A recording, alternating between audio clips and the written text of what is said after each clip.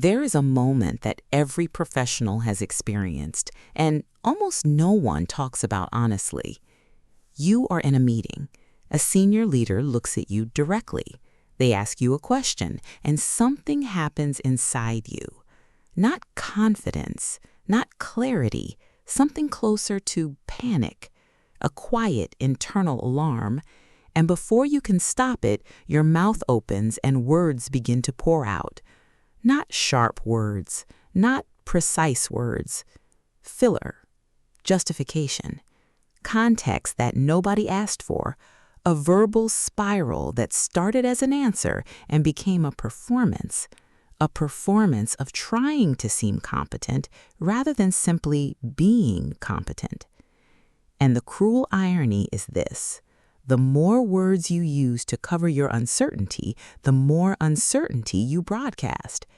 Every qualification you add, every basically and I think what I mean is, and just to give you a bit of background, each one functions as a signal that reads to every senior professional in that room as, I am not sure of myself. There is a psychological concept called the 2-minute rule, and it governs every high-stakes conversation you will ever have in a corporate environment.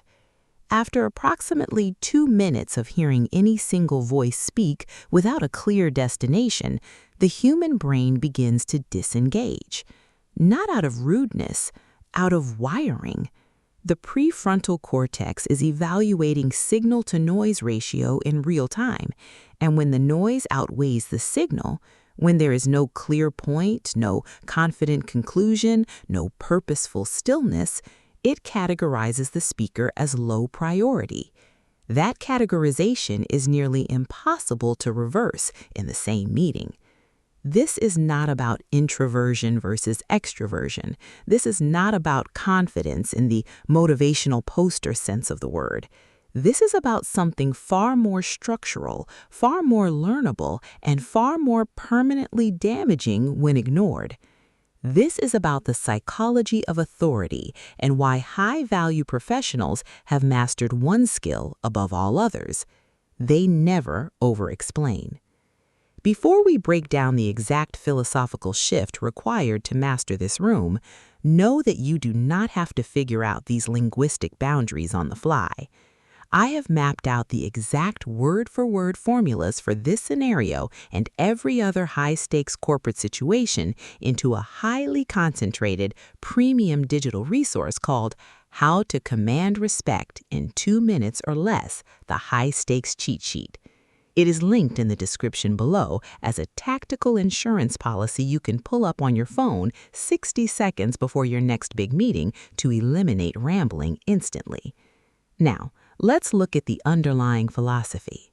In the 2nd century A.D., a former slave turned philosopher named Epictetus wrote something that has never been more relevant to the modern corporate environment than it is today. He wrote, "We have 2 ears and 1 mouth so that we can listen twice as much as we speak." But that's the version most people know, the simplified version. What Epictetus actually argued in far more surgical terms in the discourses was the principle of necessary speech. The idea that every word you speak in a high-stakes environment should pass through a single filter before it leaves your mouth. Is this necessary? Not, is this true? Not, is this interesting? Not even, is this accurate? Is this necessary? Because here's what the Stoics understood about human communication that most modern corporate training has completely failed to teach. Speech in a high-stakes environment is not a neutral act. Every word you speak is a withdrawal from your authority account. Some withdrawals are investments. They return more than they cost. A precisely framed insight, a well-timed question, a conclusion delivered with stillness and conviction. But most withdrawals are pure loss.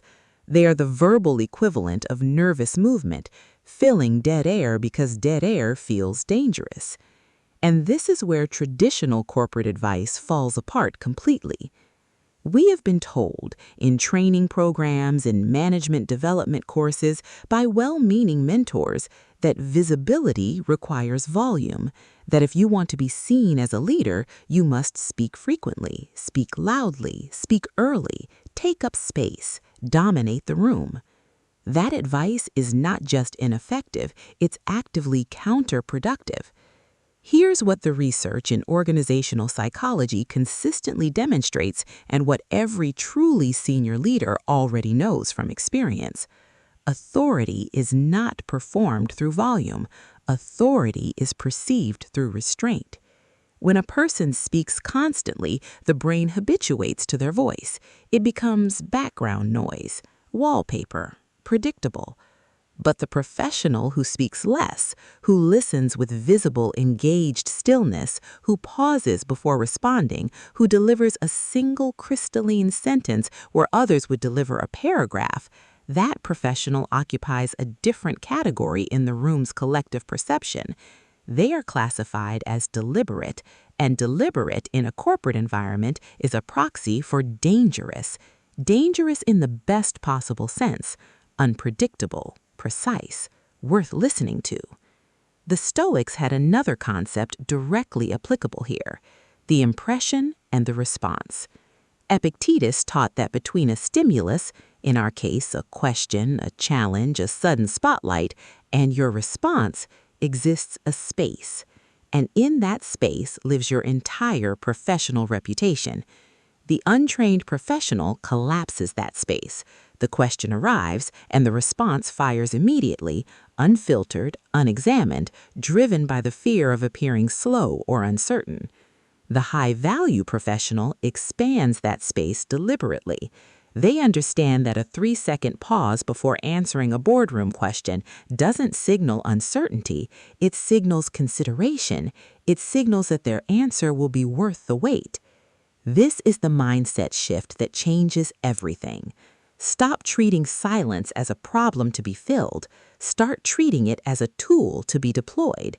The professional who is comfortable with silence owns the room, because discomfort with silence is universal, and the person who doesn't share that discomfort holds a form of power that no amount of fast talking can replicate. You are not filling the air, you are holding it.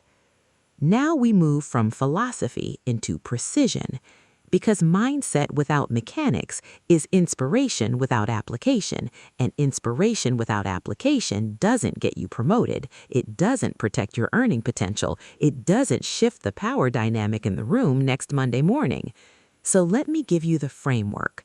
I call it the A.C.E protocol, and it's a 3-part precision structure for delivering high-stakes responses that register as authoritative, complete, and unassailable in under 90 seconds. Anchor, compress, exit. Let's break each one down. Every high-value response begins at the destination, not the journey. Most professionals do the opposite. They build context, lay groundwork, provide backstory, and then somewhere toward the end, if the listener is still engaged, they arrive at the actual point. This is the structure of someone who needs the audience to understand their reasoning process before they trust the conclusion. That need is a symptom of seeking validation. The anchor strips that away. Your first sentence is your conclusion, full stop. Not, well, I think we need to consider a few different factors here before we make a decision because the situation is quite nuanced and I know this might seem like an unusual approach, but I think once I explain it, it will make sense. But my recommendation is X, and here's why. One sentence, your position, your ownership of it. That's the anchor. After your anchor, you are permitted exactly one compression, a single tight piece of evidence or reasoning that supports your position. Not 3 points, not a list, one. Because here's the counterintuitive truth about executive communication. Adding more reasons doesn't make your argument stronger, it makes it weaker. It signals that you're not sure which reason is the real reason, so you're presenting all of them and hoping one lands. One reason, delivered with conviction, communicates certainty. Certainty communicates authority. My recommendation is X because the data from Q3 shows a consistent 14% deviation that this approach directly addresses. That's it. Anchor, compression, done. This is where nearly every professional fails, including those who have successfully executed the first two steps. After your compression, the impulse is overwhelming. The silence opens and the internal alarm fires. Say more, add context, make sure they understand, justify yourself. Don't. Your exit is silence, a clean, deliberate, unapologetic stop. You've delivered your anchor, you've delivered your compression, the transaction is complete. If they want more, they'll ask, and that request they're asking is itself a power transfer. They are now pursuing your perspective. You are no longer chasing their approval. Let me give you the complete ACE protocol in a real scenario. The question is, can you walk us through your thinking on the budget reallocation? Without ACE, the response most professionals give. Yes, absolutely. So, there were a few different ways we could have approached this, and I want to make sure I give you the full picture because there's quite a bit of context that's important here. And I know this might seem like an unusual approach, but I think once I explain it, it will make sense. With ACE, the reallocation prioritizes retention over acquisition because our attrition cost currently exceeds new customer acquisition cost by a factor of 3. Then, silence. That response took 11 seconds. It communicated complete mastery of the data. It demonstrated strategic thinking, and it left the room with nothing to push back against because there was nothing loose, nothing hedged, nothing that invited doubt. That is what the ACE protocol produces, not performance, precision. When you shift your mindset from chasing validation to executing strategic boundaries, the power dynamic shifts completely. But under high pressure, flawless execution requires a blueprint. If you want to keep the exact word-for-word phrasing for these boardroom scenarios, alongside templates for high-stakes interviews, objection handling, and real-time negotiation overrides right in your pocket, you can download the complete How to Command Respect high-stakes cheat sheet via the link below. It is a zero-fluff, highly actionable resource built to protect your authority and your earning potential for less than the cost of a single business lunch. Now, let's address the final critical mistake to avoid. There is a reason the highest compensated professionals in any organization speak differently from everyone else. It is not accent, it is not vocabulary, it is not even the quality of their ideas, though that matters. It is the relationship they have with their own words. They treat their speech as a finite, precious resource. They do not squander it. They invest it. Here's a principle worth writing down.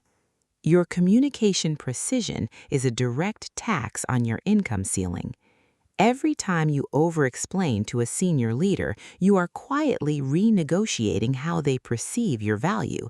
You are not doing it intentionally. You're doing it from a very human impulse, the need to be understood, the fear of being misread, the desire to seem thorough. But the impact on your career trajectory is the same, whether the intention is conscious or not. Consider two professionals of equivalent technical competence. Both have the knowledge, both have done the analysis, both sit in the same quarterly review. Professional A answers every question with context, background, qualification, and hedging. They want to make sure the room understands the complexity. They speak for 4 minutes. They cover everything. Professional B applies the ACE protocol. They anchor with a conclusion. They compress to a single powerful data point. They exit into silence. They speak for 45 seconds. Who gets asked back into the room for the decision? Who gets the accelerated development conversation? Who does the senior leadership team begin to mentally position in the succession plan? The answer is never the one who spoke the most. The answer is always the one who made every word count. This is not a soft skill. Let me be direct with you about that. Precision communication is a high-income skill. It is one of the most directly monetizable capabilities a professional can develop because it determines who you are perceived to be at every inflection point of your career: the promotion conversation, the salary negotiation, the executive panel, the crisis meeting where someone needs to step forward and be trusted with the solution. In every one of those moments, the person who commands the room is not necessarily the most technically skilled person present. They're the person who speaks with the fewest words and the most conviction. They are the person who has made peace with silence. They are the person who has stopped performing competence and started embodying it.